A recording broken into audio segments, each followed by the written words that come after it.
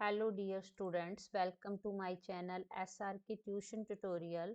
सो आज हम डिस्कस करेंगे चैप्टर नंबर 1 है जिसका नाम सेल है, जो कि बायोलॉजी सब्जेक्ट से लिया गया है। जितने भी ICSE बोर्ड वाले स्टूडेंट्स हैं उनके लिए बेनिफिशियल है। तो स्टार्ट करते हैं बिना देर किए हुए। तो यहाँ पे देख सकते हो आप टॉपिक आउटलाइन में मैं कौन कौन से टॉपिक आपको कवर करवाऊंगी। तो मेरा फर्स्ट चैप्टर है सेल का, जिसमें स्ट्रक्चर और फंक्शनल यूनिट बताऊंगी सेल की। तो स्टार्ट करते हैं इंट्रोडक्शन से। जैसा कि आप स्क्रीन के ऊपर देख ही रहे हो, सबसे पहले आपको पता होना चाहिए सेल क्या होता है। ठीक है, जितने भी लिविंग ऑर्गेनिजम्स हैं उनके जो बॉडी के टिश्यूज होते हैं वो किसकी हेल्प से बनते हैं? सेल की हेल्प से बन सकते हैं। ठीक है, तो आप बोल सकते हो सेल एक स्मॉलेस्ट यूनिट होती है हमारी जीने के लिए, हमारे को हेल्प करती है। जितने भी लिविंग ऑर्गेनिज्म है, जितने भी टिश्यूज बनते हैं हमारी बॉडी में, किसकी हेल्प से बनते हैं? सेल की हेल्प से। नेक्स्ट है हमारे पास, जितना बड़ा हमारा ऑर्गेनिज्म होगा उतने ज़्यादा ही नंबर ऑफ सेल होते हैं हमारी बॉडी में। ठीक है, नेक्स्ट है हमारे पास सेल के बारे में ही है, जितने भी मैंने ऑलरेडी आपको बता दिया, जितने भी लिविंग बींग्स हैं जिनमें जान होती है वो सारे के सारे किससे बने होते हैं? सेल से बने होते हैं। ठीक है, सेल एक स्ट्रक्चर और फंक्शनल यूनिट होती है हमारी बॉडी की, जो हमें स्ट्रक्चर देती है। और जितने भी बॉडी के अंदर फंक्शन परफॉर्म होते हैं वो कौन करता है? सेल करता है। सेल हमारा जितनी भी हमारी मेटाबॉलिज्म प्रोसेसेस होती है उनमें भी हेल्प करता है हमारे को। ठीक है, और जितने भी लिविंग्स बींग्स हैं वो सारे के सारे किससे बने होते हैं? सेल से बने होते हैं। अब देख सकते हो आप 2 major categories of the cell type. अब सेल को कितनी कैटेगरीज में डिफाइन किया गया है? सबसे पहले आपने डेफिनेशन बतानी है सेल की, जो कि मैंने आपको ऑलरेडी बता दी। फिर आपको पूछेंगे कि कितने टाइप्स की कैटेगरी में सेल को डिवाइड किया गया है। तो सेल को 2 कैटेगरीज में डिवाइड किया गया है। फर्स्ट कैटेगरी है हमारे पास यूनिसेलुलर ऑर्गेनिजम्स, सेकंड है मल्टी सेलुलर ऑर्गेनिज्म। अब यूनिसेलुलर ऑर्गेनिज्म क्या होता है हमारे पास? यूनिसेलुलर ऑर्गेनिज्म वो ऑर्गेनिज्म होते हैं जो कि सिंगल सेल को कंटेन करते हैं।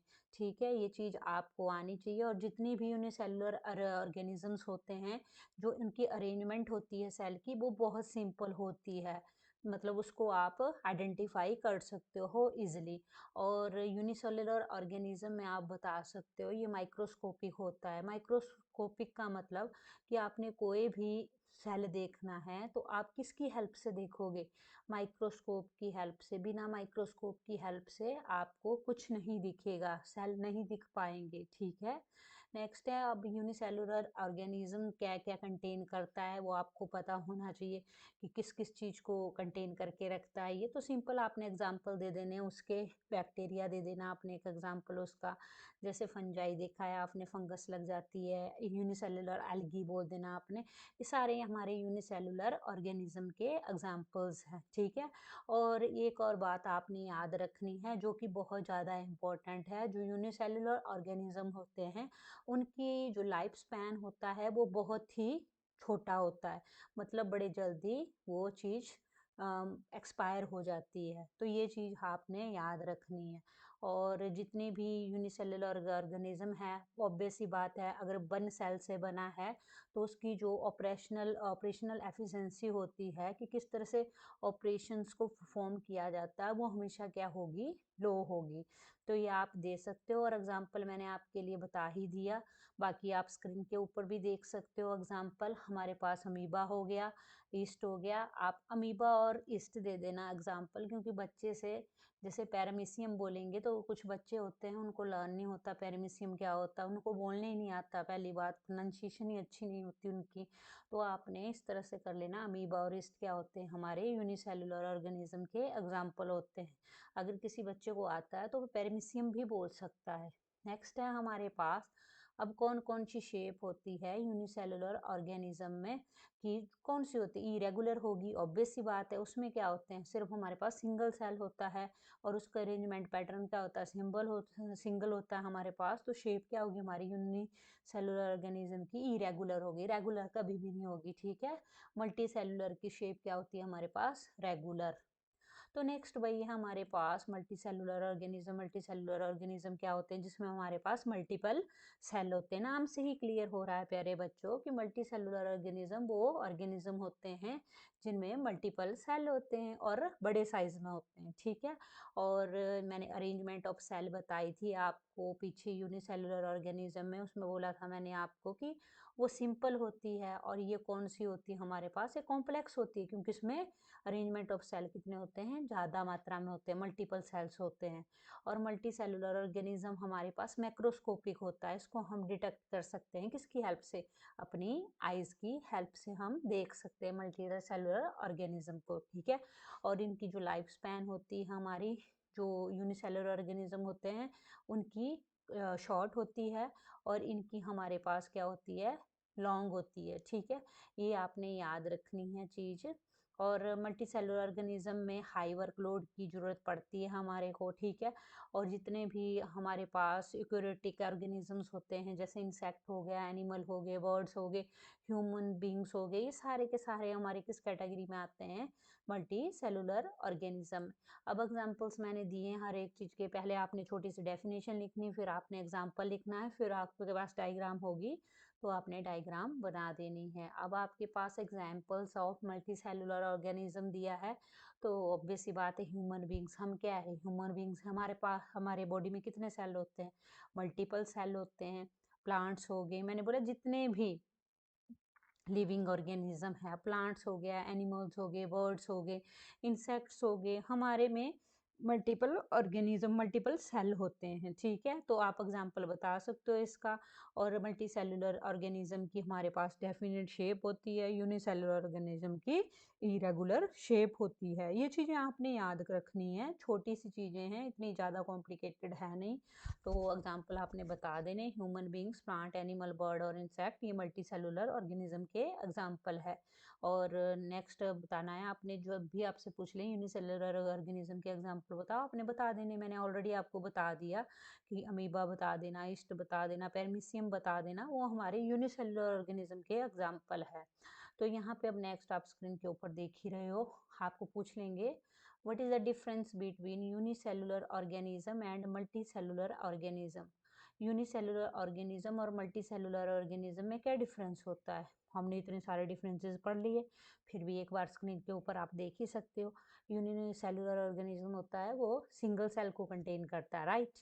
मल्टी सेलुलर ऑर्गेनिज्म बहुत सारे सेल को कंटेन करता है। इसकी इरेगुलर शेप होती है और उसकी वेल डिफाइंड शेप होती है मल्टी सेलुलर की। ये छोटा होता है साइज में और वो कंपैरेटिवली लार्ज इन साइज होता है। उसको हम, जो हमारे यूनिसेलुलर ऑर्गेनिज्म है उसको हम माइक्रोस्कोपिक की हेल्प से देखते हैं, बट जो मल्टी सेलुलर ऑर्गेनिज्म है उसको हम मैक्रोस्कोपिक की फॉर्म में देख सकते हैं, मतलब वो हमें अपनी आंखों से दिख जाता है, ठीक है। तो ये एग्जांपल देने, बाकी आप अपनी तरफ से एग्जांपल बढ़ा सकते हो। जैसे एग्जांपल मैंने यूनिसेलुलर ऑर्गेनिज्म के एग्जांपल दिए, अमीबा, ईस्ट और पेरामीशियम। और मल्टी सेलुलर ऑर्गेनिज्म के एग्जांपल आप दे सकते हो ह्यूमन बींग्स, बर्ड्स, ये सारे क्या है, एनिमल्स, इंसेक्ट्स, ये सारे किसके एग्जांपल है, मल्टी सेलुलर ऑर्गेनिज्म के एग्जांपल है। उसका लाइफ स्पैन क्या होता है, यूनिसेलुलर ऑर्गेनिज्म का वो शॉर्ट होता है, मल्टी सेलुलर ऑर्गेनिज्म का लाइफ स्पैन क्या होता है हमारे पास, लॉन्ग होता है, ठीक है। तो ये चीज़ें आप ऐड कर सकते हो, बाकी जितना मुझे लगता था इम्पोर्टेंट है उतना मैंने आपके लिए पीपीटी तैयार कर दी है वीडियो की फॉर्म में। तो यहाँ पे देख सकते हो आप next important facts of cell. अब सेल के इम्पोर्टेंट फैक्ट्स क्या हैं, आपको पता होना चाहिए। सेल हमारे हमेशा क्या होते हैं, स्मॉल होते हैं, जिनको हम माइक्रोस्कोप की हेल्प से ही देख पाते हैं, ठीक है। अब आपको पूछेंगे कि स्मॉलेस्ट सेल बताओ, स्मॉलेस्ट सेल कौन सा होता है, आपने बता देना है प्यारे बच्चों। स्मॉलेस्ट सेल जो आरबीसी होता है ह्यूमन बॉडी में, रेड ब्लड सेल पाए जाते हैं ह्यूमन बॉडी में, उनको बोला जाता है स्मॉलेस्ट सेल। लॉन्गेस्ट सेल पूछेंगे आपको तो आपने बता देना है नर्व सेल, जो हमारे दिमाग में पाया जाता है, नर्व सेल, उसको बोलते हैं लॉन्गेस्ट सेल। और लार्जेस्ट सेल कौन सा होता है हमारे पास, बर्ड्स एग, जो बर्ड्स एग होता है उसको बोल देते हैं लार्जेस्ट सेल। जैसे ऑस्ट्रिच है ना हमारे पास, जो ऑस्ट्रिच एग होता है वो लार्जेस्ट सिंगल सेल होता है लिविंग थिंग्स का, ठीक है। तो आप बोल सकते हो लार्जेस्ट सेल हमारे पास क्या होता है, बर्ड्स एग है। लॉन्गेस्ट सेल क्या है, नर्व सेल, और स्मॉलेस्ट सेल क्या है हमारे पास, आरबीसी भी बोल सकते हो, बैक्टीरिया बोल सकते हो। तो ये सारी की सारी चीज़ें आपने याद रखनी है, इंपॉर्टेंट फैक्ट्स है सेल के, पेपर में पूछ लेते हैं तो आपने इजली बता देना है। नेक्स्ट है अब आपके पास शेप्स ऑफ सेल। अब सेल की भी शेप्स होती है, जैसे इंसान या किसी की मतलब अपनी अपनी फिजिक होती है, इंसान की भी अपनी अपनी शेप होती है, वैसे ही सेल्स की भी शेप होती है। अब सेल की शेप कैसी होती है, जो ह्यूमन आरबीसी है मैंने ऑलरेडी आपको बता दिया, रेड ब्लड सेल। तो जो ह्यूमन रेड ब्लड सेल है वो हमेशा किस शेप में होता है, सर्कुलर शेप में, ठीक है, गोलाकृति बोलते हैं जिसको, ठीक है।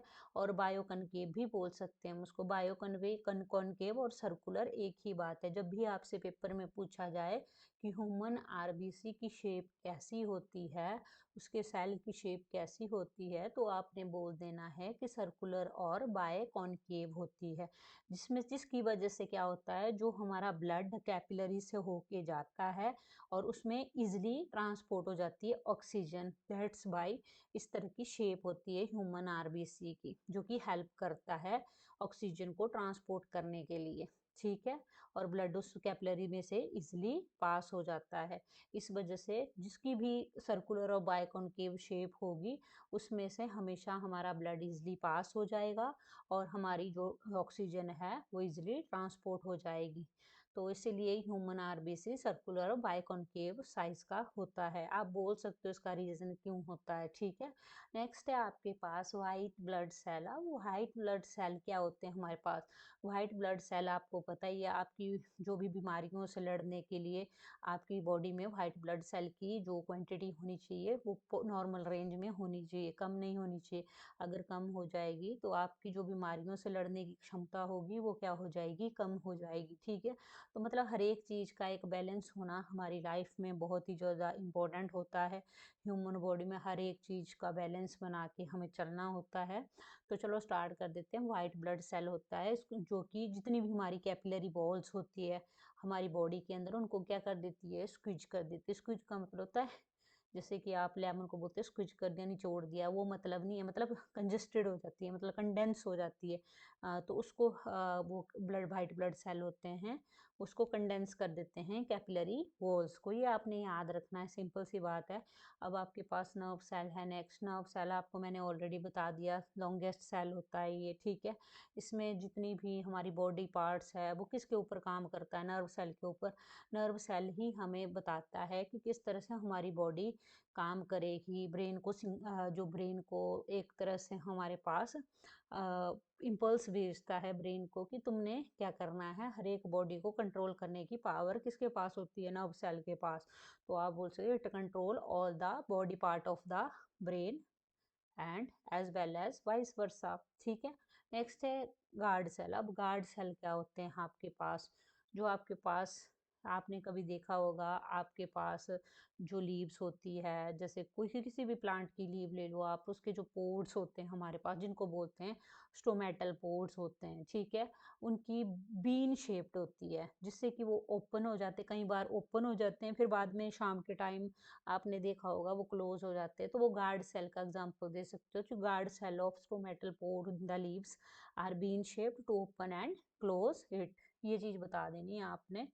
नेक्स्ट है आपके पास शेप ऑफ सेल के बाद हमारे पास, जैसा कि स्क्रीन के ऊपर देख रहे हो, अब मैंने आपको बोला ही था कि हमने स्ट्रक्चर और फंक्शनल यूनिट ऑफ सेल करना है, ठीक है। तो ग्रॉस स्ट्रक्चर ऑफ सेल के 3 एसेंशियल पार्ट होते हैं। जब भी आपसे पूछे, स्ट्रक्चर ऑफ सेल को डिवाइड किया गया है 3 कैटेगरीज में, जो कि हर एक बच्चे को आने चाहिए, बहुत ही ज़्यादा इंपॉर्टेंट है। फर्स्ट है सेल मेम्ब्रेन। अब सेल मेम्ब्रेन का दूसरा नाम होता है प्लाज्मा मेम्ब्रेन। सेल मेम्ब्रेन को प्लाज्मा मेम्ब्रेन भी कहते हैं। अगर पेपर में पूछ लिया प्लाज्मा मेम्ब्रेन क्या होता है, तो आपके माइंड में ऑटोमेटिकली आ जाना चाहिए कि प्लाज्मा मेम्ब्रेन को ही सेल मेम्ब्रेन बोला जाता है। अब सेल मेम्ब्रेन क्या होती है हमारे पास, वो आपको पता होनी चाहिए चीज़ें, ठीक है। एक लिविंग मेम्ब्रेन होती है जिसमें छोटे छोटे क्या होते हैं, पोर्स होते हैं। पोर्स मतलब छोटे छोटे छिद्र होते हैं। और होती है लिविंग बींग्स, जैसे हम ही, हमारी ले लो ह्यूमन बॉडी, ठीक है। तो it is a living membrane having fine pores. अब सेल मेम्ब्रेन है आपके पास, तो हम अपना ह्यूमन बींग्स का एग्जांपल नहीं ले सकते इसमें, ठीक है। एक प्लांट सेल का ले लेते हैं, एक एनिमल सेल का एग्जांपल ले लेते हैं, अपने ऊपर नहीं ले जानी है बात, ठीक है। तो आपने बस इतना सा बता देना है कि सेल मेम्ब्रेन होती है, एक लिविंग मेम्ब्रेन होती है जिसमें फाइन पोर्स होते हैं, ठीक है। और ये किससे बना होता है, ये सबसे पहले आपको पता होना चाहिए। सेल मेम्ब्रेन हमेशा लिपोप्रोटीन से बना होता है, और ये क्या देते हैं हमारी बॉडी को, एक फ्लेक्सिबिलिटी देते हैं सेल्स को। It provide flexibility to the cells, जितने भी सेल्स हैं उनको क्या करते हैं, ये फ्लेक्सिबिलिटी प्रोवाइड करते हैं। अब नेक्स्ट है हमारे पास साइटोप्लाज्म। अब सेकंड है स्ट्रक्चरल यूनिट ऑफ सेल में पूछे तो 3 डिवाइड किया गया है कैटेगरीज में। एक मैंने ऑलरेडी आपको प्लाज्मा मेम्ब्रेन बढ़ा दिया जिसको सेल मेम्ब्रेन बोला जाता है। नेक्स्ट है साइटोप्लाज्म। अब साइटोप्लाज्म क्या होता है हमारे पास, आपने बोला एक सेमी लिक्विड सब्सटेंस होता है ये, ठीक है। और एक तरह का पार्ट ऑफ सेल है, ये भी उसी की तरह जो हमने पढ़ा प्लाज्मा मेम्ब्रेन, और ये हमेशा हमारे इनसाइड सेल मेम्ब्रेन के अंदर होता है, ठीक है। और आउटसाइड द न्यूक्लियस होता है, मतलब इनसाइड द सेल मेम्ब्रेन भी होगा और आउटसाइड द न्यूक्लियस के बाहर भी होगा और मेम्ब्रेन के अंदर भी होगा। वो होता है हमारे पास साइटोप्लाज्म। नाम से क्लियर हो रहा है, it is a semi liquid substance. मैंने ऑलरेडी आपको बोल दिया सेमी लिक्विड सब्सटेंस होता है, ठीक है। और इतने इसमें जितनी भी केमिकल रिएक्शंस होती है उसमें हमेशा उसको एंजाइम्स की फॉर्म में क्या किया जाता है, प्रोसेस किया जाता है। ये चीज़ें याद रखनी है आपने सारी। और एक और बात है इसमें, जो हमारे पास साइटोप्लाज्म का पार्ट होता है, जैसे हमारे पास माइटोकॉन्ड्रिया हो गया, ऑर्गेनेलीज होती है हमारी, तो माइटोकॉन्ड्रिया ऑर्गेनेलीज का यूज़ करते हैं, जिसको साइटोसोल बोला जाता है, जो कि लिक्विड मीडियम को क्या करता है, कंटेन करता है। तो ये चीज़ आपने याद रखनी, सिंपल लैंग्वेज में बता देना। साइटोप्लाज्म का पार्ट होता है सेल का, जो कि इनसाइड द सेल मेम्ब्रेन भी होता है और आउटसाइड द न्यूक्लियस भी होता है। एक सेमी लिक्विड सब्सटेंस होता है जिसमें केमिकल रिएक्शंस को प्रोसेस किया जाता है, और इसमें एक ऑर्गेनेलिज का यूज़ करते हैं माइटोकॉन्ड्रिया, और उसमें क्या उसको बोला जाता है साइटोसल, जिसमें कि एक लिक्विड पाया जाता है। तो ये बता देना है आपने। नेक्स्ट है न्यूक्लियस। अब न्यूक्लियस सभी को पता होता है, न्यूक्लियस एक लार्ज स्फेरिकल बॉडी होती है जो कि सेंटर ऑफ साइटोप्लाज्म के सेंटर में पाई जाती है। साइटोप्लाज्म हमने पढ़ लिया, ठीक है। और इसमें डबल लेयर्ड मेम्ब्रेन का यूज़ करते हैं हम, इसमें डिफरेंट डिफरेंट न्यूक्लियर पोर्ट्स होते हैं हमारे पास। और मेन फंक्शन आपने बता देना इसमें कि हमारे पास जितने भी क्रोमेटिन होते हैं उनकी फॉर्म को ये क्या करता है, यूटिलाइज करता है। और जितना भी न्यूक्लियस का काम यही होता है, कंट्रोल करना और रेगुलेट करना, जो भी एक्टिविटी हमारा सेल कर रहा है। एक्टिविटी कौन सा कर सकता है, सेल ग्रोथ कर सकता है, मेटाबॉलिज्म कर सकता है, ठीक है। तो ये सारी की सारी हमारे पास न्यूक्लियस के अंदर आती है। न्यूक्लियस के अंदर ही पावर होती है किसी भी जीन्स की जो फीचर्स होते हैं उसको हेरिडिट करना, मतलब उसके फीचर्स को, उसके जीन्स को हेरिड करना, ठीक है, मतलब जीन्स को लेना, ठीक है। तो ये सारी चीज़ें आपने न्यूक्लियस में याद रखनी है। नेक्स्ट आप देख सकते हो ऐसा होता है न्यूक्लियस हमारा, देख सकते हो ये न्यूक्लियर पोर है हमारे, देखो दिख रहे हैं ना आपको यहाँ पे स्क्रीन के ऊपर। यहाँ पे ये जो आपको डबल लेयर्ड दिख रही है इसको न्यूक्लियर एनवलप बोलते हैं, ठीक है।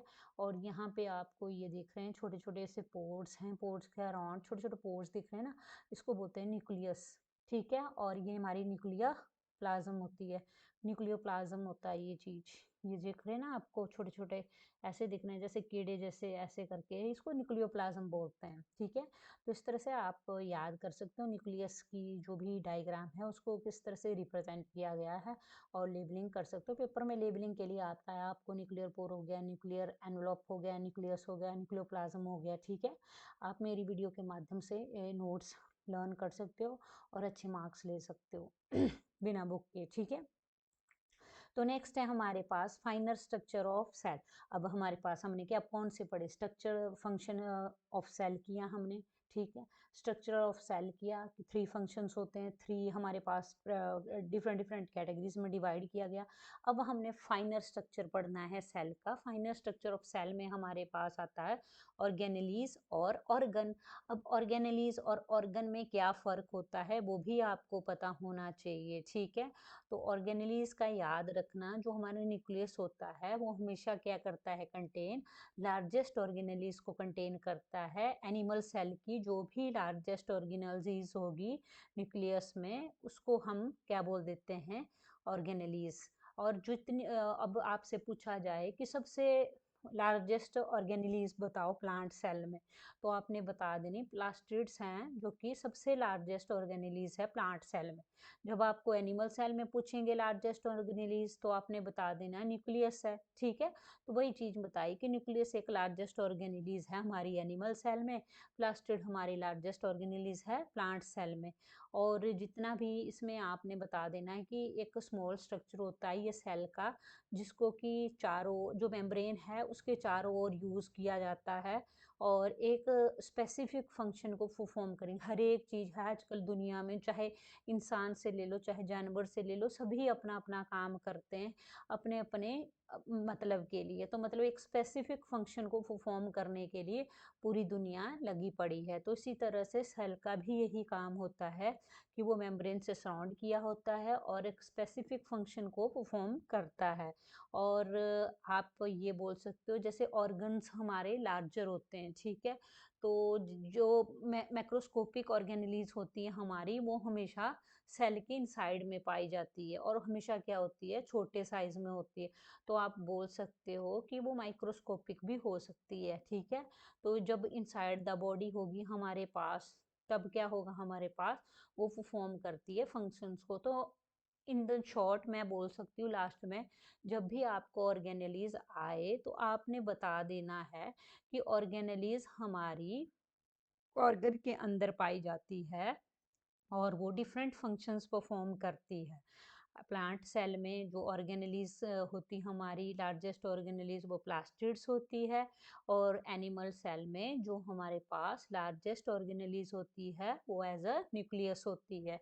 तो इतनी सी बात बतानी, आपने ज़्यादा बताने की नीड नहीं है।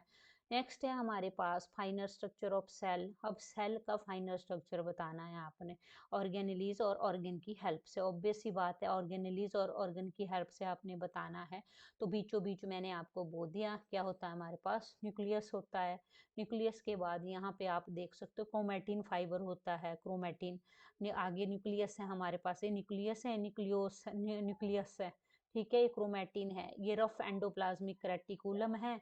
और ये बीच में दिख रहा है ना आपको लकड़ी, इधर ये सेंट्रोसोम है, ये राइबोसोम्स है, ठीक है, ये गोल्जी ऑपरेटस है, ये गोल्जी ऑपरेटस। इनको डिटेल में पढ़ेंगे अभी हम लास्ट में, पहले आप देख लो। ये दिख रहा है ना आपको राउंड सा, ये गोल्जी वेसिकल है, ये साइटोप्लाज्म है हमारे पास। ये छोटे इधर दिख रहे राउंड से में वैक्यूल है। ये नेक्स्ट है लाइसोसोम है, ये पेरिऑक्सीसोम है, ये स्मूथ एंडोप्लाज्मिक रेटिकुलम है, ये सेक्रेटरी वेसिकल है, इंटरमीडिएट फिलामेंट है। ये सारे नाम आपको आने चाहिए, सारे डिटेल में डिस्कस करेंगे अभी हम। तो नेक्स्ट देखते हैं हम साइटोप्लाज्म, प्रोटोप्लाज्म और प्रोटोप्लास्ट। ठीक है, अब साइटोप्लाज्म क्या होता है, प्रोटोप्लाज्म क्या होता है, प्रोटोप्लास्ट क्या होता है, ये सारी चीज़ें मेनली आनी चाहिए बच्चों को। तो एक और चीज़, एक मैं आपको पहले ही बता देती हूँ, साइटोप्लाज्म के 3 पार्ट्स होते हैं हमारे पास। ठीक है, कौन कौन से होते हैं, एक साइटोसोल होता है, एक ऑर्गेनेलिज होती है और एक इंक्लूजन होता है। ठीक है, और प्रोटोप्लाज्म के बारे में आपको पूछा गया है तो प्रोटोप्लाज्म को ही प्रोटोप्लास्ट बोला जाता है। साइटोप्लाज्म हमेशा हमारी ऑर्गेनेलिज को कंटेन करता है, किसको, ऑर्गेनेलिज को, साइटोसोल को, एंजाइम्स को, प्रोटीन्स को। और प्रोटोप्लाज्म हमारा साइटोप्लाज्म और न्यूक्लियस को कंटेन करता है। ये चीज़ें आपने बतानी है, सिंपल वर्ड्स में मैं बता रही हूँ आपको। साइटोप्लाज्म, प्रोटोप्लाज्म और प्रोटोप्लास्ट के बारे में आपसे पूछा गया है तो आपने बोल देना है प्रोटोप्लाज्म को ही प्रोटोप्लास्ट बोला जाता है। ठीक है, और साइटोप्लाज्म हमेशा किसको कंटेन करता है, ऑर्गेनेली को, साइटोसोल को और एंजाइम प्रोटीन्स को। तो इतनी सी लाइन याद रखनी है आपने, साइटोप्लाज्म कंटेन करता है ऑर्गेनेलीज को, साइटोसोल को, एंजाइम प्रोटीन्स को। प्रोटोप्लाज्म कंटेन करता है सिर्फ साइटोप्लाज्म को और न्यूक्लियस को। ठीक है, और साइटोप्लाज्म के 3 पार्ट्स होते हैं जो कि मैंने ऑलरेडी आपको बता दिए, साइटोसोल और ऑर्गेनेलीज और एंजाइम्स प्रोटीन्स। ठीक है, तो ये चीज़ें याद रखनी है। अब आपको इधर एग्जांपल बता दिया है किस तरह से होता है। देखो, ये मेरी सेल मेम्ब्रेन है जो आपको इधर दिख रहा है। नेक्स्ट है हमारे पास सेल ऑर्गेनेलीज है। ये फ्लूइड होता है सेल के अंदर। ये न्यूक्लियस है और इस सारी की जो सेल मेम्ब्रेन होगी, सेल ऑर्गेनेलीज होगी और सेल फ्लूइड हो गया, इसको साइटोप्लाज्म बोला जाता है। ठीक है, और साइटोप्लाज्म और जो हमारा न्यूक्लियस है इनको बोला जाता है दोनों को प्रोटोप्लाज्म, और प्रोटोप्लाज्म को प्रोटोप्लास्ट भी बोला जाता है। ये चीज़ मैंने आपको ऑलरेडी सिखा दी, बार बार मैं रिपीट नहीं करूँगी। इधर यहाँ पे मैंने लिस्ट लिख दिया पार्ट्स ऑफ सेल। आपने सेल के पार्ट्स बताने हैं, कौन कौन से सेल के पार्ट्स होते हैं। तो स्टार्ट कर देते हैं अब सेल मेम्ब्रेन से। जैसा कि आप स्क्रीन के ऊपर देख ही रहे हो, अब सेल मेम्ब्रेन को क्या बोलते हैं ऑलरेडी मैंने आपको बताया था। सेल मेम्ब्रेन को प्लाज्मा मेम्ब्रेन बोला जाता है, क्योंकि ये क्या करता है, सेल को प्रोटेक्शन प्रोवाइड करता है। और नेक्स्ट मैंने ये बोला था आपको कि इसको फिक्स्ड किया गया है इनसाइड द सेल। और इसमें ऑलरेडी आपने बता देनी है चीज़ें कि ये सेल इंटीग्रिटी को मेंटेन करने के लिए यूज़ किया जाता है। ये हमें डेफिनेट शेप और रिजिडिटी प्रोवाइड करता है। जो हमारे सेल होते हैं उनको it provide flexibility to our cell. तो ये सारी चीज़ें आपने बता देनी है। फूड लेता है और एक्सक्रीट कर देता है वेस्ट प्रोडक्ट को। तो ज़्यादा नहीं है इसमें, मैंने ऑलरेडी आपको ये सारी चीज़ें बता दी है। नेक्स्ट चलते हैं हम डायग्राम के ऊपर। अब डायग्राम के ऊपर आप देख ही रहे हो, सेल मेम्ब्रेन है आपके पास। ठीक है, सेल मेम्ब्रेन में यहाँ पे देख सकते हो कार्बोहाइड्रेट है। आपने बस याद रखना है, लेबलिंग आपको डायग्राम दे देंगे पेपर में, आपने सिर्फ लेबलिंग का यूज करके उसके नाम फिल करने हैं। तो आपको नाम आने चाहिए। ठीक है, ये हमारे पास कार्बोहाइड्रेट होता है, glycoprotein, cholesterol, integral protein, glycolipid, globular protein, alpha helix protein, channel protein, peripheral protein, ये सारे आपने याद रखने हैं। ठीक है, आप यहाँ से स्क्रीनशॉट ले सकते हो और इनको लर्न कर सकते हो। नेक्स्ट है मेरे पास सेल वॉल। ऑलरेडी मैंने आपको बता दिया सेल वॉल क्या चीज़ होती है, ऑलरेडी डिस्कस कर दिया मैंने आपके साथ। ठीक है, अब आपके पास पूछ ले कि सेल वॉल क्या होती है, तो बस वही चीज़ बता देनी जो भी हमारे पास स्ट्रक्चरल स्ट्रेंथ होती है और सपोर्ट होता है जो कि सेल को प्रोवाइड किया जाता है, वो उसे बोल देते हैं सेल वॉल। ठीक है, और आपने इतना सा बता देना इसमें जितनी भी हमारे पास इसमें फ्लेक्सिबिलिटी सेल के पास नहीं होती है। ठीक है, और जो एक मेन चीज़ इसमें बता देना कि जो एनिमल सेल्स होते हैं उनमें कभी भी सेल वॉल नहीं होती है। सेल वॉल किस में होती है, हमेशा प्लांट सेल में होती है। ठीक है, the cell wall is the outermost covering of a plant cell.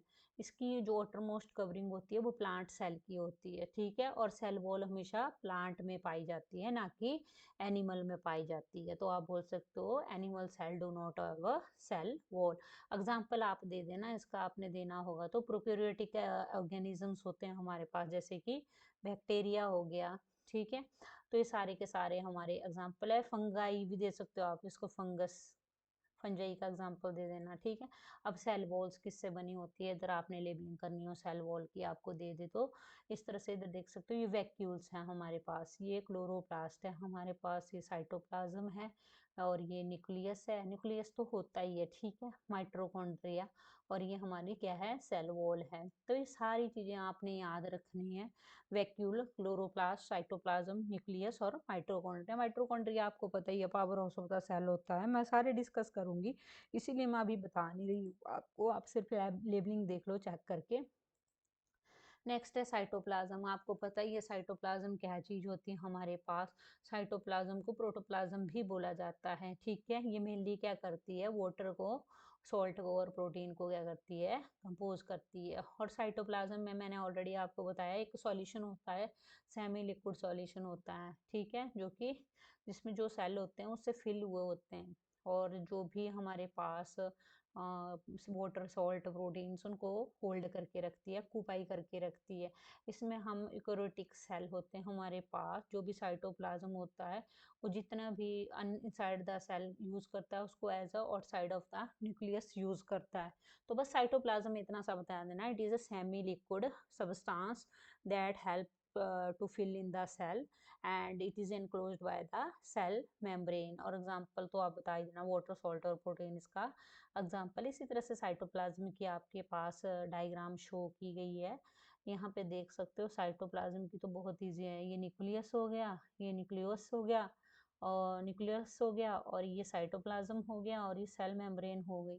ठीक है, तो इसमें तो हमारे पास 4 ही कैटेगरी है। न्यूक्लियस सब में होता है, न्यूक्लियस सब में होता है, साइटोप्लाज्म, सेल मेम्ब्रेन याद रख लेना। और साइटोप्लाज्म, साइटोप्लाज्म तो हमारा नाम ही है ऑलरेडी, साइटोप्लाज्म होता गया है। ठीक है, और सेल मेम्ब्रेन हो गई हमारे पास, तो इस तरह से लेबलिंग याद कर लेना। नेक्स्ट है एंडोप्लाज्मिक रेटिकुलम। एंडोप्लाज्मिक रेटिकुलम को ER से डिनोट करते हैं हम। ठीक है, ये साइज में लार्ज होता है, और ये जितने भी हमारे पास प्रोटीन्स की सिंथेसिस होगी, ठीक है, कैल्शियम की स्टोरेज होगी या मेटाबॉलिज्म प्रोसेसेस होगी, वो सारा का सारा कौन परफॉर्म करता है? Endoplasmic reticulum. और आप इसका एग्जांपल दे सकते हो एंडोप्लाज्मिक रेटिकुलर का, कि सार्कोप्लाज्मिक रेटिकुलर होता है हमारे पास, जो कि हमारा एक एग्जांपल है एंडोप्लाज्मिक रेटिकुलम का। और आप बोल सकते हो इसमें हम रॉन्ड ऑर्गेनेल्स का यूज़ करते हैं प्रोटीन बनाने के लिए। इसमें जितने भी हमारे पास रफ एंडोप्लाज्मिक रेटिकुलम का यूज़ करके हम उसको राइबोसोम्स में यूज़ करते हैं, जो कि स्मॉल और राउंड ऑर्गेनेल्स होती है। जितनी भी प्रोटीन्स बनती है वो इसकी हेल्प से ही बनती है। ये सारी चीज़ें आपने याद रखनी, और ये स्मूथ और रफ होती है एंडोप्लाज्मिक रेटिकुलर हमारी, और हमें प्रोटीन की सिंथेसिस में हेल्प करती है, और जितने भी हमारे लिपिड मेटाबॉलिज्म होते हैं उनमें हेल्प करती है। नेक्स्ट आप इसकी डायग्राम देख सकते हो। सबसे पहले तो न्यूक्लियस आता है, ये भी न्यूक्लियस से सारों में आता है। नेक्स्ट है हमारे पास स्मूथ एंडोप्लाज्मिक रेटिकुलम। मैंने ऑलरेडी बोला आपको, स्मूथ और रफ जो भी हमारे पास एंडोप्लाज्मिक रेटिकुलम होता है उसकी एक्टिविटीज़ को ये परफॉर्म करता है। तो यहाँ पे देख सकते हो SCR फुल फॉर्म होती है, तो SCR की फुल फॉर्म पूछ ले तो आपने बता देनी है स्मूथ एंडोप्लाज्मिक रेटिकुलम। और SCR की अगर आपसे फुल फॉर्म पूछी जाए तो आपने बता देनी है रफ एंडोप्लाज्मिक रेटिकुलम। और ये यहाँ हमारे पास राइबोसोम्स हैं, और यहाँ पे सिट्रल स्पेस, सिट्रने, ये सारा हमारे पास ये लेबलिंग करके बता देना है यहाँ आपने। ठीक है, जो हमारा SCR है, SCR इनको डिवाइड किया गया, एक स्मूथ और रफ, इनको डिवाइड किया गया है 3 कैटेगरीज में। नेक्स्ट है हमारे पास माइटोकॉन्ड्रिया। अब माइटोकॉन्ड्रिया को powerhouse of the cell भी बोला जाता है। ठीक है, इसका मेन फंक्शन होता है एनर्जी को जनरेट करना। पावर सेल के अंदर जितनी भी एनर्जी की ज़रूरत पड़ती है उसको क्या करता है? ये जनरेट करता है। सबसे इजी है, और पेपर में डाल भी देते हैं कि ये होता गया है, तो आपने बोल देना है माइटोकॉन्ड्रिया का powerhouse of the cell होता है। ठीक है, इसका मेन फंक्शन होता है एनर्जी को जनरेट करना, जो कि पावर सेल को उसकी ज़रूरत होती है, नेसेसरी टू पावर सेल्स। अब इसमें क्या किया जाता है? 3-4 ऑपरेशन परफॉर्म किए जाते हैं, 3 या 4, जो भी देख रहे हो आप स्क्रीन के ऊपर। तो आप बोल सकते हो जितने आपको याद रहे। एनर्जी जनरेशन, अब माइटोकॉन्ड्रिया हेल्प करती है, जो भी हमारे पास ATP मॉलिक्यूल होता है। ठीक है, ATP की फॉर्म आनी चाहिए आपको। ठीक है, अब ATP, इन्होंने माइटोकॉन्ड्रिया ने ATP की फुल फॉर्म मैं आपको बता ही देती हूँ। एडिनोसाइन ट्राइफॉस्फेट, ठीक है, मॉलिक्यूल होता है जिसको वो किस में कन्वर्ट कर देती है? यूनिट ऑफ सेल्स में। अब जो भी हमारे पास हीट प्रोडक्शन, स्टोरिंग कैल्शियम, ये सारे के सारे हमारे माइटोकॉन्ड्रिया का एग्जाम्पल है। स्क्रीन के ऊपर आप देख ही सकते हो। एग्जाम्पल आपने इतना सा बता देना, स्पर्म होता है और स्टमक होता है, वो हमारा किसका एग्जाम्पल है? माइटोकॉन्ड्रिया का। स्पर्म और स्टमक ही एक ऐसे एग्जाम्पल्स हैं हमारे माइटोकॉन्ड्रिया को, जो कि जिनको की एनर्जी चाहिए होती है, पावर सेल के लिए ज़रूरी होते हैं, उनके पावर सेल के लिए एनर्जी का जनरेट होना। और जितने भी ATP मॉलिक्यूल्स होते हैं उनमें एनर्जी यूनिट्स ऑफ सेल की हमें ज़रूरत पड़ती है। तो ये चीज़ें याद रखनी है आपने। और नेक्स्ट है हमारे पास माइटोकॉन्ड्रिया की लेबलिंग करने के लिए आ जाता है आपको पेपर में, वो देख लो। यहाँ पे फर्स्ट ऑफ ऑल ये मैट्रिक्स होते हैं हमारे, ये हमारे माइटोकॉन्ड्रिया, कॉन्ड्रियल DNA है, ये राइबोसोम है, ये ATP सिंथेस है, ये ग्रेनुअल्स होते हैं हमारी, पोरिन्स होती है, और इंटर मेम्ब्रेन स्पेस है, ये इनर मेम्ब्रेन है, और ये आउटर मेम्ब्रेन है। तो ये सारी माइटोकॉन्ड्रिया की आप यहाँ से स्क्रीनशॉट ले सकते हो और इनकी लेवलिंग को याद कर सकते हो। इजी है, ज़्यादा टफ है नहीं। नेक्स्ट है, बाकी आपको है कि ये चीज़ें याद रखनी है। मतलब एक तरह से बायो को बोला जाए तो मतलब चीज़ों को याद करना पड़ता है, रट्टा लगाना पड़ता है। तो कुछ ऐसे वर्ड्स होते हैं जो नहीं आते हैं, बट रट्टा लगाना पड़ता है, इन चीज़ों को सीखना पड़ता है, इन चीज़ों को याद करना पड़ता है। नेक्स्ट है गोल्जी ऑपरेटस। कोई चीज़ होती है जो ईज़िली समझ आ जाती है। अब गोल्जी ऑपरेटस, अब गोल्जी तो याद रखना ही पड़ेगा ना आपको, गोल्जी ऑपरेटस क्या होता है, ठीक है। तो गोल्जी ऑपरेटस हमारे पास एक तरह की, मतलब जितनी भी प्रोटीन्स आपको चाहिए वो सारी की सारी हम कहाँ से ले सकते हैं, ट्रांसपोर्ट करते हैं या लेते हैं, वो कहाँ से मिलती है हमें, गोल्जी ऑपरेटस से मिलती है। तो आप बोल सकते हो गोल्जी ऑपरेटस को गोल्जी कॉम्प्लेक्स भी बोला जाता है, ठीक है।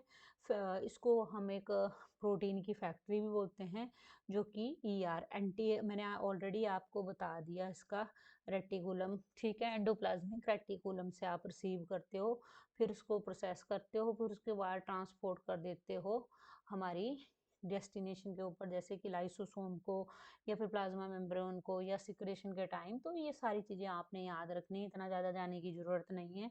गोल्जी ऑपरेटस का एग्जांपल आपने बता देना है। जितने भी हमारे पास स्मॉल फ्लैट सैक्स होते हैं जो कि मेम्ब्रेन से फॉर्म होते हैं, हमारी जो cell inside the cell cytoplasm होते हैं, जैसे कि हमारे फ्लूइड होता है, जेल लाइक फ्लूइड होता है, उनसे प्रोड्यूस किए जाते हैं ये, ठीक है। तो आपने सिंपल लैंग्वेज में बता देना है, stack of cell flat sacs formed by membrane side the cell cytoplasm. Already मैंने लिखा है जेल लाइक लिक्विड फ्लूइड, ठीक है। नेक्स्ट है, आपने यहाँ पे देख लो आप इसकी जो भी डायग्राम है, ये गोल्जी ऑपरेटस है, ये सिस फेस है, ये इनकमिंग ट्रांसपोर्ट वेसिक्यूल है, ल्यूमन है, ये सेक्रेटरी वेसिक्यूल्स हैं, ट्रांस फेस है, और न्यूली फॉर्मिंग वेसिक्यूल्स है, ये सिस्टन है, ठीक है। ये सारी चीज़ें याद रखनी है। गोल्जी ऑपरेटस इतना इंपॉर्टेंट नहीं है, बट हाँ आपको करनी है ये चीज़ें। नेक्स्ट है हमारे पास राइबोसोम्स।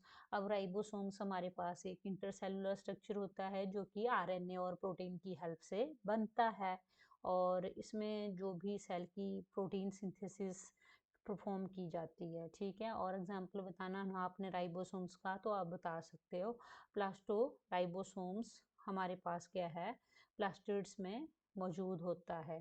प्लांट सेल की जो प्लास्टिड्स होती है, प्लास्टिड को क्लोरोप्लास्ट भी बोला जाता है, वहाँ पे हमारा जो प्लास्टोराइबोसोम्स है वो प्रेजेंट होता है। तो एग्जांपल दे देना है आपने, प्रोटीन की सिंथेसिस होती है इसमें सेल में हमारे पास, तो सिंपल भी बोल सकते हो आप राइबोसोम में, it is the site of protein synthesis in the cell.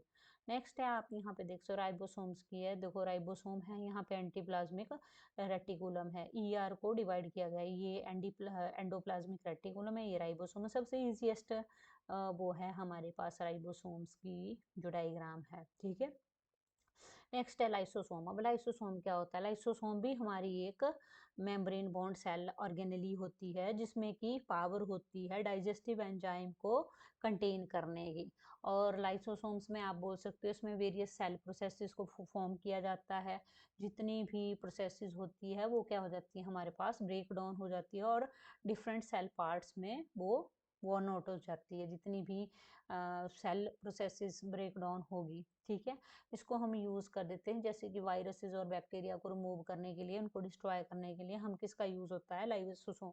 Lysosome एक ऐसी मेम्ब्रेन होती है जो हमें एक प्रोटेक्शन प्रोवाइड करती है और डाइजेस्टिव एंजाइम को कंटेन करती है, तो मतलब प्रोटेक्शन प्रोवाइड भी करती है, ये याद रखना। लाइसोसोम की आप देख सकते हो यहाँ पे एनिमल सेल होता है, मेम्ब्रेन होता है, हाइड्रोलाइटिक एंजाइम हाँ, और ट्रांसपोर्ट प्रोटीन्स हैं, ठीक है। नेक्स्ट है, सारी के सारे सेंट्रोसोम है हमारे पास। अब सेंट्रोसोम आपको पता ही है, एक सेलुलर स्ट्रक्चर होता है जो कि सेल डिवीजन की प्रोसेसेस को होल्ड करता है, और इसमें आप ये भी बोल सकते हो एक स्मॉल ऑर्गेनेलीज होती है हमारे पास, जो कि 2 सेंट्रोइल्स को कंसिस्ट करती है, कंटेन करती है। एक हमारे पास मदर होता है और एक डॉटर सेंट्रोइल्स होती है। जो 2 सेंट्रोइल्स होती है वो आपस में क्या होती है, परपेंडिकुलर होती है, आपस में कैसे लिंक होती है, परपेंडिकुलरली लिंक होती है in the form of matrix. तो ये चीज़ें याद रखनी है आपने सेंट्रोसोम में। अब सेंट्रोसोम की जो भी डायग्राम है देख सकते हो, एनाफेज 1 है, मियोसिस है, सेंट्रोसोम है और सेंट्रियोल्स है, ठीक है। हमारे पास मैंने ऑलरेडी आपको बताया, यहाँ पे देख सकते हो आप, 2 सेंट्रोइल्स कंसिस्ट करता है, एक मदर का एक डॉटर सेल का, ठीक है। यहाँ पे सेंट्रोइल्स है, सेंट्रोसोम है मदर का, एक डॉटर का, और ये एनाफेज है हमारी, ठीक है। नेक्स्ट है प्लास्टिड्स। अब प्लास्टिड्स क्या होता है ऑलरेडी मैंने आपको बता दिया पीछे भी, प्लास्टिड्स किसको बोलते हैं। तो आपने सिंपल इतना सा याद रखना, प्लास्टिड्स हमारी एक सेल ऑर्गेनेलीज है जो कि ग्रीन प्लांट और एल्गी में पाई जाती है। प्लास्टिड हमेशा रिस्पॉन्सिबल होता है जितनी भी हमारी फोटोसिंथेसिस प्रोसेसेस होती है उनके लिए, और जितनी भी कलरिंग पिगमेंट्स होती है जैसे कि स्टार्च हो गया, प्रोटीन, फैट्स, उनके लिए हम यूज़ करते हैं प्लास्टिड्स का। आपने इतना सा बता देना है, प्लास्टिड्स होती है जो कि हेल्प करती है फूड को स्टोर करने के लिए। और इसमें ये भी बोल सकते हो कि प्लास्टिड डबल मेम्ब्रेन ऑर्गेनेलीज होती है जो कि सेल और जो प्लांट सेल होते हैं उनकी प्लांट सेल और एल्गी में पाई जाती है। तो ये चीज़ें आपने याद रखनी है, सिंपल सी बातें हैं, ज़्यादा कॉम्प्लिकेटेड नहीं है प्लास्टिड्स क्या होता है। नेक्स्ट है आपके पास क्रोमेटिन फाइबर। अब क्रोमेटिन फाइबर आपको पता होनी चाहिए चीज क्या होता है, मैंने बोला ही आपको, जो डीएनए को होल्ड करता है। क्रोमेटिन एक जेनेटिक मटेरियल होता है, ठीक है, जो कि डीएनए, आरएनए और जिस जो भी उससे एसोसिएटेड प्रोटीन्स होती है उनको कॉन्स्टिट्यूएंट करता है, उनको मतलब उनको अपने अंदर लेता है न्यूक्लियस के अंदर, ठीक है। क्रोमेटिन हमेशा हमारा कहाँ लोकेटेड होता है, सेल न्यूक्लियस के अंदर, ठीक है। और इसके मेन फंक्शन वही बता देने आपने कि डीएनए को डैमेज होने से बचाता है, और उसके बाद जितने भी हमारे पास डीएनए से रिलेटेड जितनी भी एक्टिविटीज़ होती है, जीन से रिलेटेड एक्टिविटीज़ होती है, है।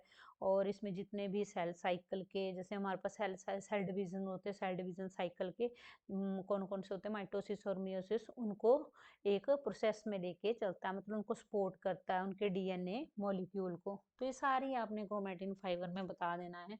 क्रोमेटिन फाइबर का मेनली यही बताना है आपने कि क्रोमेटिन फाइबर एक जेनेटिक मटेरियल होता है हमारा, जो डीएनए, आरएनए और एसोसिएटेड प्रोटीन्स होती है उससे उनको कंटेन करता है। और ये हमेशा सेल न्यूक्लियस में लोकेटेड होता है क्रोमेटिन, और इसके पास ये रोकता है डीएनए को डैमेज होने से। तो मैं बार बार रिपीट नहीं करना चाहती सारी चीज़ें। आगे वैक्यूल। अब वैक्यूल पता होना चाहिए आपको, वैक्यूल होता क्या है। वैक्यूल्स जो भी चीज़ें हैं, वैक्यूल्स कहाँ पे यूज़ होती है, ऑब्वियस सी बात है वैक्यूल हमारे पास एनिमल सेल में यूज़ करते हैं हम उसको, जो कि लिपिड मॉलिक्यूल्स को कंटेन करता है। जब से आपसे पूछा जाए तो ऑब्वियस सी बात है आपने ये चीज़ बता देनी है, वैक्यूल्स हमारे स्मॉल होते हैं और हमें किस में हेल्प करते हैं, वो वेस्ट प्रोडक्ट में। जैसे कि वैक्यूल आप सिंपल लैंग्वेज में बोल सकते हो, वैक्यूल एक मेम्ब्रेन बॉन्ड सेल ऑर्गेनेली होती है, जिसमें कि जैसे कि अगर आपने एनिमल सेल के बारे में पढ़ना है उस टाइम, तो वो हमें वेस्ट एनिमल सेल में वेस्ट प्रोडक्ट के, जो भी वेस्ट प्रोडक्ट है उसमें हेल्प करती है। और प्लांट सेल में वैक्यूल होता है, वो वाटर बैलेंस को मेंटेन करने के लिए हम यूज़ करते हैं। तो आप बोल सकते हो एनिमल और प्लांट सेल में अलग अलग रोल होता है वैक्यूल का।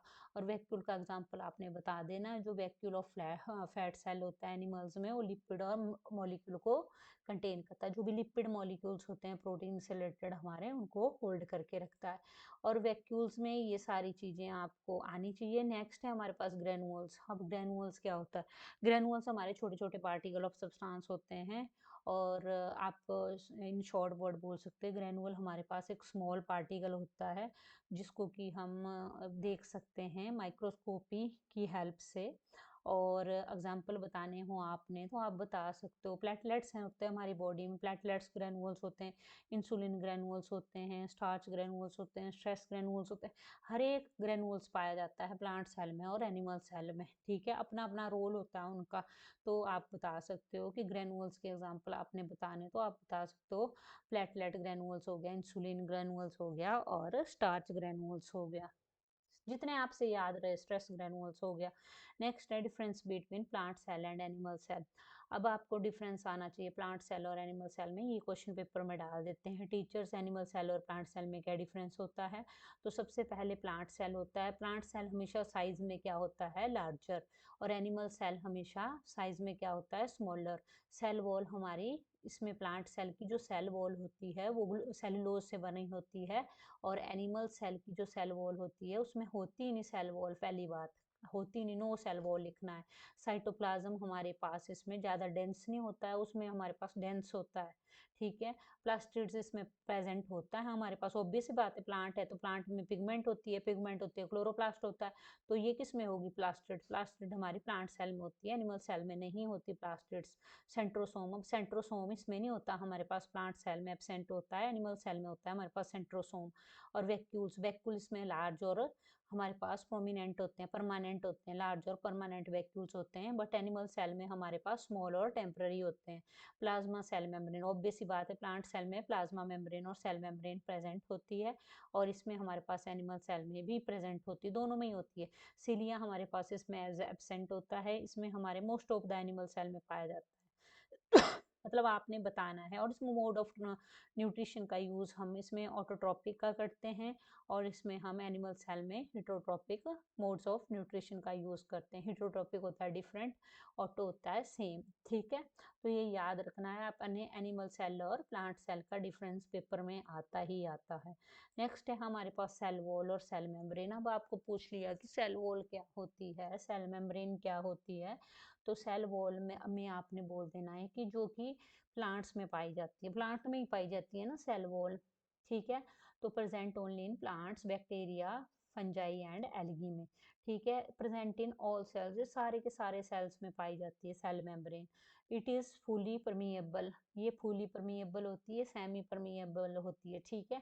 इसका मेन फंक्शन आपने यही बताना है कि ये सेल मेम्ब्रेन को प्रोटेक्ट करता है और शेप ऑफ द सेल को मेंटेन करके रखता है सेल वॉल, और इसकी होता है ये प्रोटेक्ट करता है प्रोटोप्लाज्म को, और जितने भी नॉन लिविंग्स होते हैं इसमें इनएक्टिव होते हैं और सेल मेम्ब्रेन में एक्टिव होते हैं, ठीक है।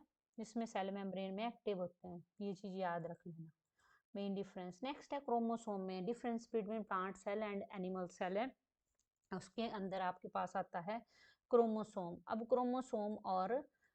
क्रोमोसोम और इसमें क्या फ़र्क होता है हमारे पास, तो क्रोमोसोम और सेंट्रोसोम में एक clear cytoplasmic area in the vicinity of the, और ये चीज़ मैं आपके पास इधर से डिलीट मार देती हूँ क्योंकि इधर क्रोमोसोम और सेंट्रोसोम का एग्जांपल देना है। तो कुछ क्रोमोसोम और सेंट्रोसोम हमारे पास आपने बता देना है इसमें कि हमें टू रॉड को कंसिस्ट करता है ये, जो कि ट्यूबलिन प्रोटीन से बनी होती है। और ये जो सेंट्रोसोम होता है ये डीएनए क्वाड को कंसिस्ट करता है, जो कि हिस्टोन प्रोटीन से बनी होती है। पेपर में पूछ लेते हैं कि हिस्टोन प्रोटीन से कौन सा बना होता है, क्रोमोसोम या सेंट्रोसोम, तो आपने बता देना है सेंट्रोसोम हमारा हिस्टोन प्रोटीन से बना होता है और क्रोमोसोम हमारा ट्यूबलिन प्रोटीन से बना होता है। नेक्स्ट आपने बताना है कि जो हमारे पास न्यूक्लियस का स्ट्रक्चर होता है वो क्वाड के क्या होता है, नज़दीक होता है, और इसमें हमारे पास साइटोप्लाज्मिक, इसमें हमारे पास न्यूक्लियस के नज़दीक नहीं होता है, ठीक है। और इसमें अपर सेल को यूज़ करते हैं हम नॉर्मली, इसमें एक से ज़्यादा सेल का यूज़ किया जाता है। मेन एम यही है क्रोमोसोम का कि ये जितने भी हमारे पास ये क्या कर देता है, प्रोड्यूस करता है स्पिंडल डिवाइसेस, स्पिंडल डिवाइसेस को प्रोड्यूस करता है cell division in animal cell, और ये हमारा दोनों में करता है सेंट्रोसोम, बोथ प्लांट और एनिमल में। जितने भी हेरिडिटी फीचर्स होते हैं पेरेंट्स ऑफस्प्रिंग, उसको इन्वॉल्व करता है सेंट्रोसोम। तो इन शॉर्ट अगर मैं आपको बताऊं तो आपने बस इतना सा बता देना कि जो हमारे पास सेंट्रोसोम होता है वो हिस्टोन प्रोटीन से बना होता है, और जो क्रोमोसोम होता है वो ट्यूबलिन प्रोटीन से बना होता है। क्रोमोसोम में हम पर सेल का यूज़ करते हैं, मतलब नॉर्मली हमारे पास 1% पर सेल नॉर्मली होता है, इसमें हमारे पास एक से ज़्यादा हो सकता है। थर्ड आपने बताना है सिंपल कि इसमें जो हमारे पास सेल डिवीज़न निकाले जाते हैं एनिमल सेल के, वो हमेशा क्या प्रोड्यूस करते हैं, स्पिंडल डिवाइसेस, और इसमें दोनों को लिया जाता है, एनिमल को भी लिया जाता है और प्लांट को भी लिया जाता है। ये इनका काम बस यही होता है प्लांट और एनिमल फंक्शन का कि ये पास कर देते हैं हेरिडिटी कैरेक्टर पेरेंट्स से लेके ऑफस्प्रिंग तक, बस यही चीज़ बतानी, ये वाला परफॉर्म नहीं करता क्रोमोसोम हेरिडिटी जीन से रिलेटेड फीचर, ठीक है। तो ये याद रखना है। बाकी क्लोरोप्लास्ट और क्रोमोप्लास्ट है, ये भी पेपर में पूछा जाता है कि क्या डिफरेंस होता है क्लोरोप्लास्ट और क्रोमोप्लास्ट में। तो क्लोरोप्लास्ट हमारे पास एक तरह की प्लास्टिड होती है जो कि फोटोसिंथेसिस की प्रोसेस को परफॉर्म करती है। और ये हमारे पास क्रोमोप्लास्ट होता है। क्रोमोप्लास्ट एक तरह की ये भी प्लास्टिड ही होती है, बट ये क्या करती है, डिफरेंट कलर्ड पिगमेंट्स में यूज करते हैं हम इसको, ठीक है। और क्लोरोप्लास्ट हमेशा ग्रीन कलर्ड की होती है। क्रोमोप्लास्ट हमारी कलरफुल होती है, मतलब कलरफुल होगी, ठीक है। नेक्स्ट है हमारे पास क्लोरोप्लास्ट होती है, वो सिंथेसाइज करती है कार्बोहाइड्रेट्स को, किसकी हेल्प से, फोटोसिंथेसिस की हेल्प से। और क्रोमोप्लास्ट हमें अलग अलग तरह के कलर देती है, जैसे कि प्लांट लीव्स हो गए, फ्लावर्स, फ्रूट्स, और जितने भी पोलिनेटर्स होते हैं उनको अट्रैक्ट करता है क्रोमोप्लास्ट। अब आपने एग्जाम्पल बता देनी चीज़ें ये सारी की सारी, बाकी लास्ट आप बता देना कि जो लेमिली होती है, इसमें लेमिली क्या होती है, हमारी प्रेजेंट होती है क्लोरोप्लास्ट में, और क्रोमोप्लास्ट में हमारी लेमिली एब्सेंट होती है। तो ये भी बहुत ज़्यादा इंपॉर्टेंट है, क्लोरोप्लास्ट, क्रोमोप्लास्ट, क्रोमोसोम, सेंट्रोसोम, ये सारे आप देख लेना और कर लेना। अब सब इम्पोर्टेंट क्वेश्चंस है जो कि मैंने आपके लिए प्रिपेयर किए हैं, देख सकते हो आप।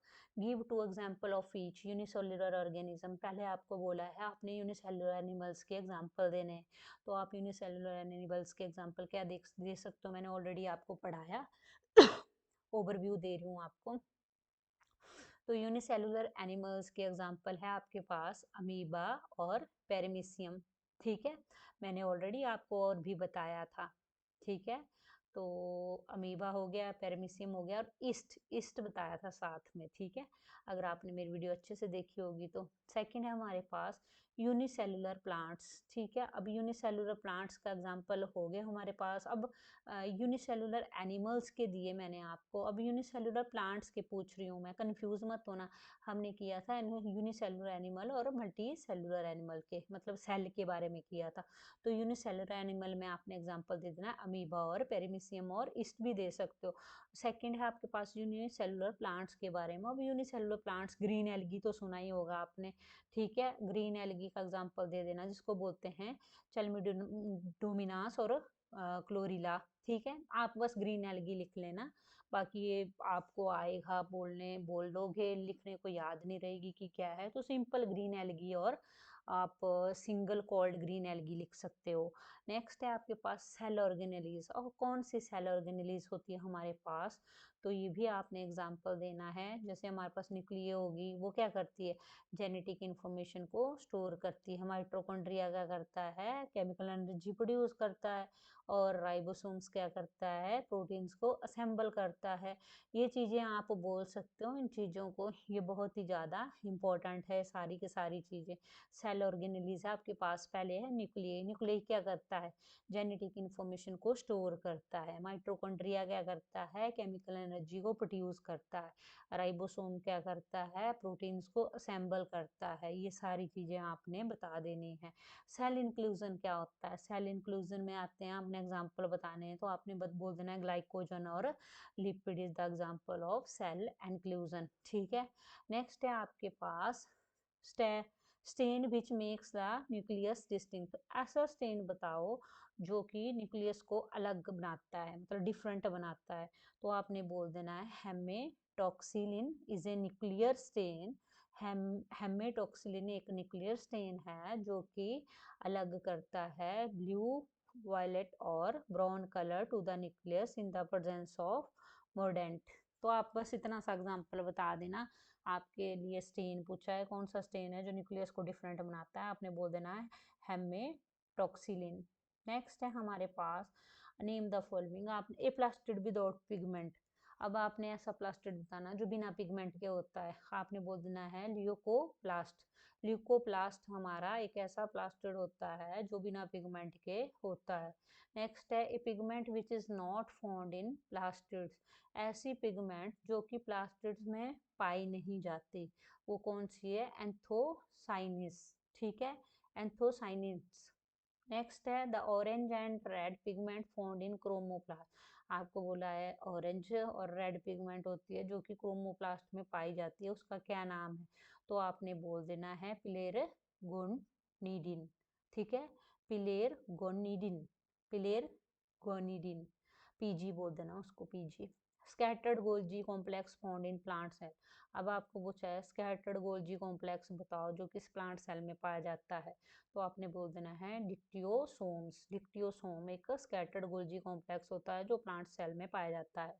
अब आपसे पूछा गया amoeboid blood cell of human body, कौन सा होता है amoeboid blood cell of human body, होता है व्हाइट ब्लड सेल।